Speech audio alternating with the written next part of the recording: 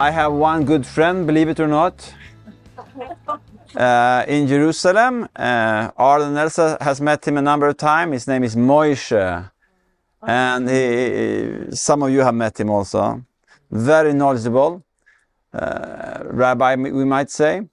And he usually says that when you come to Israel, it's all about hearing with your eyes.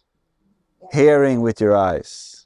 What does God want to say to you through all these different places, biblical places that we go through? Or to give that another picture, we're going to laugh lots, I think, not the least when one is a little bit tired. And we're going to have good food and see many things that is connected to everyday life in modern Israel right now. But at the same time after time again, we are going to pick up the Bible and read from it and pray. And also it might happen just when you're just preoccupied with something else. All of a sudden God gives you an impression. And therefore it's a good idea to put your antennas up. And that we can only do by grace and grace alone, praying the Holy Spirit to help us. So we don't have to do it in an over-spiritual way or to get all tense, I don't want to miss anything.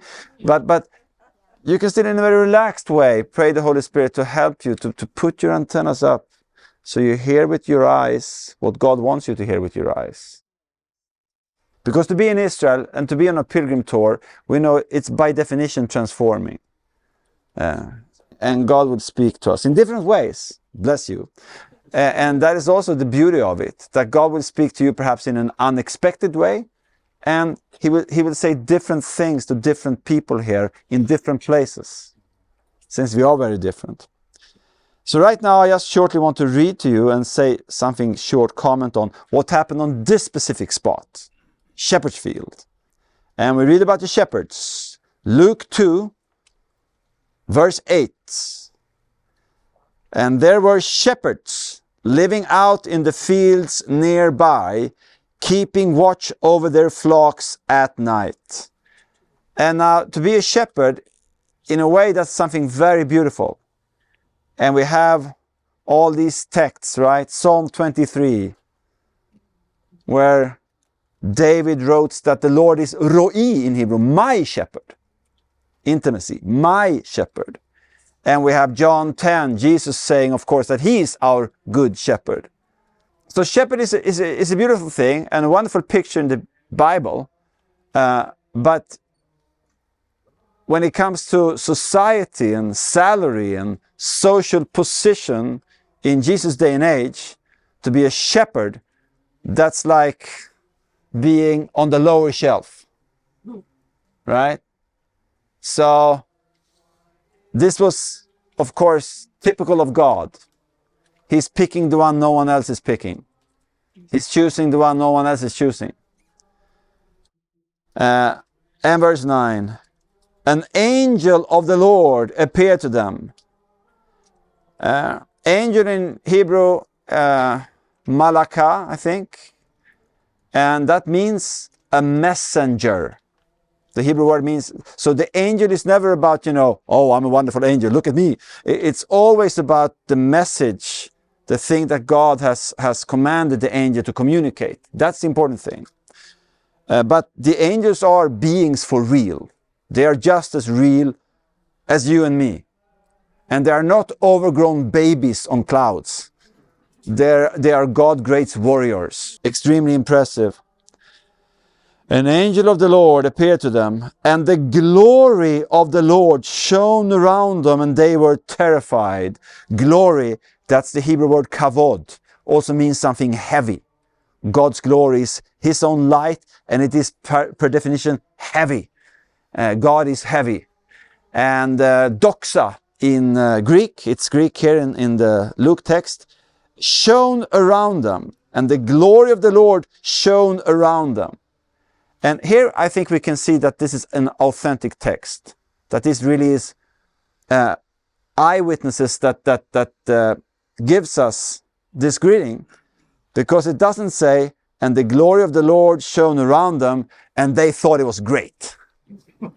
They picked up a guitar and sang a song. It doesn't say that. No, it says, and the glory of the Lord. Just imagine that. Right here. Right where you are. Heaven opened up. In the middle of the night. God's heavy light that comes from paradise. But paradise itself. Just shone around them. We cannot really describe this with words. And the glory of the Lord shone around them, and they were terrified. They were terrified. They hadn't scheduled for a meeting with angels that night. But the angel said to them, and this is something that angels almost always have to say in the Bible, do not be afraid. And that was very much needed. Their pulse was up at 200. I bring you good news. And that is exactly the same Greek word as in gospel. I bring you gospel. That means a good news. And actually in the Greek word, in the antique word, this word for gospel meant that you're coming home from a war and you bring with you the message that our army won. And that is the difference between life and death. Because you were in your village and you were, waiting in a very nervous way. How is the war going? Will we have enemies coming down, killing us all? Or will we have won so we can survive? That is the meaning of the Greek word. I bring you good news that will cause great joy for all the people. And this is something very specific with the birth narrative. Almost nowhere else in all of Scripture we have so many words for joy being stacked together. It's like joy, super joy, overjoy, total joy, 100% joy. It's obviously something that is makes people happy. God's own joy, the joy of the Holy Spirit. I bring you good news that will cause great joy for all the people.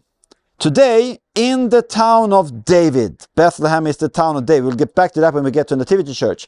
And then, it's so interesting, what is Jesus called? He's only a baby. He's just a little baby, newly born. But what is he called? You remember?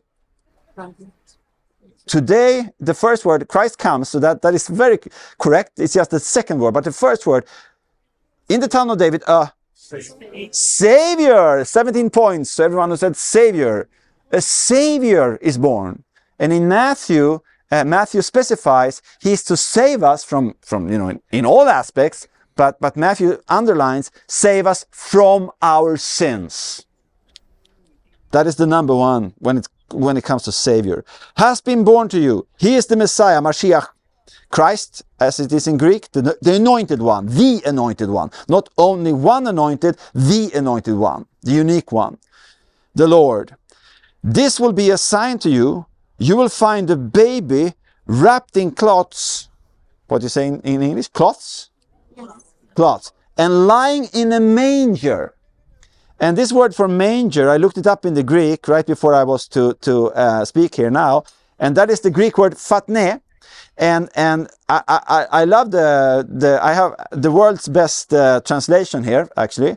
And it says, you know what fatne means? It means a feeding box for cattle. Much more humble than that, you cannot arrive. He came to us in a feeding box for cattle.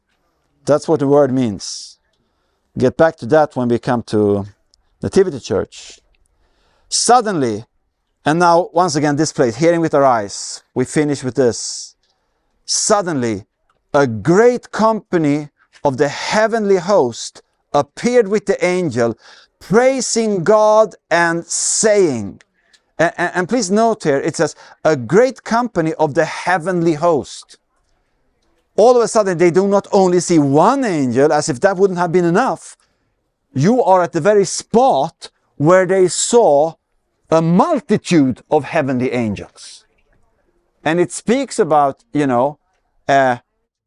a great company of the heavenly host. Which means that you are at one of those spots in Israel where heaven opened. At this spot where you are, heaven opened. I don't think a place ever forgets if heaven has opened over that specific spot. I think you can sense that here. You are at the place where heaven itself has opened. Suddenly a great company of heavenly hosts appeared with the angel, praising God and saying, "Glory to God in the highest heaven, and on earth peace to those on whom his favor rests." When the angels had left them and gone into heaven, back to heaven again, the shepherds said to one another, "Let's go to Bethlehem and see this thing that has happened, which the Lord has told us about." And I don't think they walked there calmly, shouting about anything. I think they ran there, with great expectation. And perhaps that's the expectation that the Holy Spirit wants to give us when it comes to these days that we have in Holy Land. So let's pray. Holy Father, we just thank you for bringing us to this very spot where heaven opened.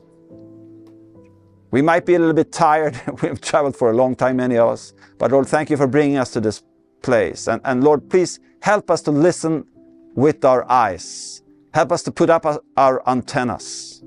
And thank you, Jesus, you came to be put in a food box for animals. That's a humble way to tell us that you love us, that you want to come to us. So come, Holy Spirit, and bless our stay at Shepherd's Field and throughout Bethlehem and Jerusalem today. Amen.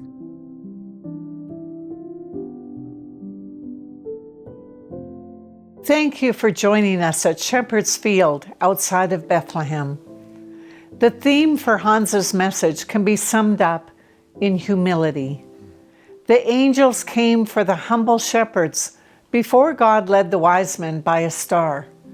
Jesus, the creator of all life, the one who placed the very star in the heaven that led the wise men, came to us in humility, in a feeding box for cattle.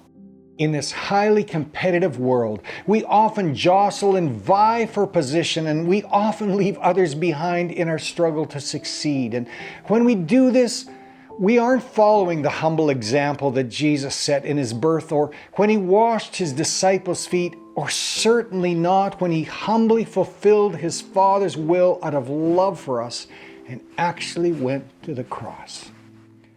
So it may be that God is asking each of us today, are there any ways in which we have allowed the aggressive and self-seeking patterns of the world to squelch the humility that God calls us to live out? So let's take a quiet moment now to ask God to reveal to us any way in which we can more accurately live out the humble manner that Christ displayed for us. So let's quietly consider this now.